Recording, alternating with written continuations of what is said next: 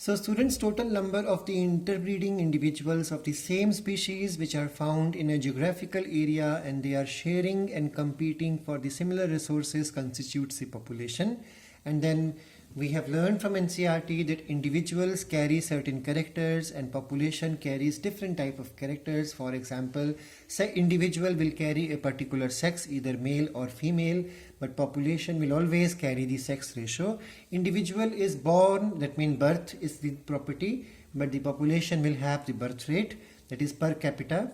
And then in the same manner, individual is going to die one day, so individual will have death, but population will never have death, it will have death rate. And similarly, an individual will have a particular age at a time, but at the same time population will have the ecological age groups, that means the age pyramids. So the age pyramid is a graphical representation of different age groups found in the population. There are three groups in the age pyramids: the pre-reproductive, reproductive and the post-reproductive one. So an expanding population is the one which shows a positive growth. So the shape will appear to be triangular shape, and the maximum number in this population will be of the pre-reproductive age group. Example, India is an example of population, expanding population. Second is the stable population, where the growth is nearly zero or almost zero type of growth. Example, China. We can even consider the example of USA. So in these countries, we will have the shape of the plotted graph of the age pyramid as a bell shape, where there is hardly much difference between the pre-reproductive and the reproductive groups. And then we have the declining population, where there is a negative growth. For example, Japan, the easiest example, and such a declining population will have a urn shape of population age pyramid. And then you can see here easily that the number of the pre-reproductive is less compared to the reproductive. So this type of growth is called as the declining population growth. Now the population size depends upon the factors, for example, natality, mortality, carrying capacity, competition, predation and parasitism. So whatever is happening around the individual in a population controls the population size.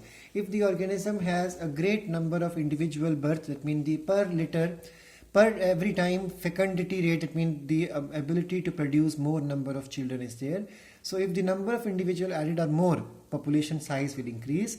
If the number of individuals dying are more, population size will decrease. And then we all know there is a carrying capacity which we'll be covering in the next classes to come, which is supposed to control the population size.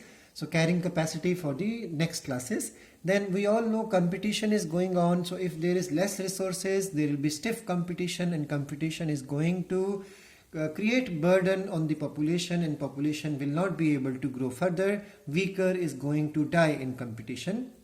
And similarly, we have predation, that there are predators or the consumers which will consume the other organisms. So this thing, along with parasites, they are supposed to have a control over the population size.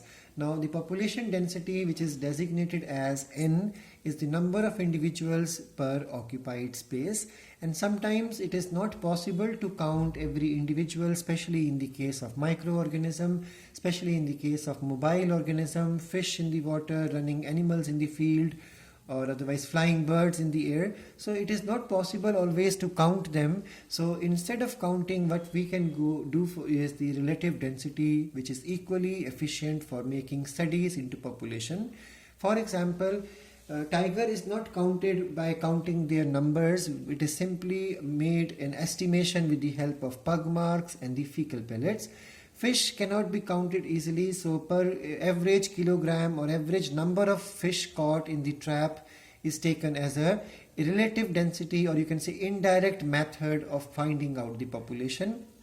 And in the same manner, microorganisms which are found in the colonies. So when we grow microorganism in the biolab or biochemistry or pathology lab, when we grow the microorganism, these microorganisms are grown in petri dish and they are added into the mashed potato and the agar.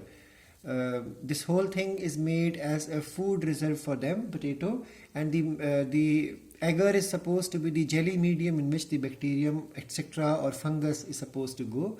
So when these microorganisms start growing in the petri dish, their number of colonies start increasing, or their size of the colony starts increasing. So the number increasing or the size increasing is an indirect method to understand that their numbers are increasing, because it is impossible to count the number of microorganisms, because they are microscopic in size and they can go into millions also in a simple colony. So this is how we understand that sometimes indirect method, this comes a lot in the board exams, indirect method of understanding population health, and sometimes biomass is more important ecologically than their numbers.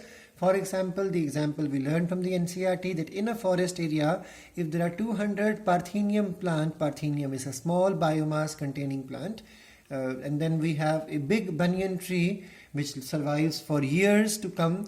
So the big banyan tree is supposed to provide more ecological important functions it has compared to the Parthenium plant. So sometimes counting numbers are not important, sometimes their ecological role and biomass is more important.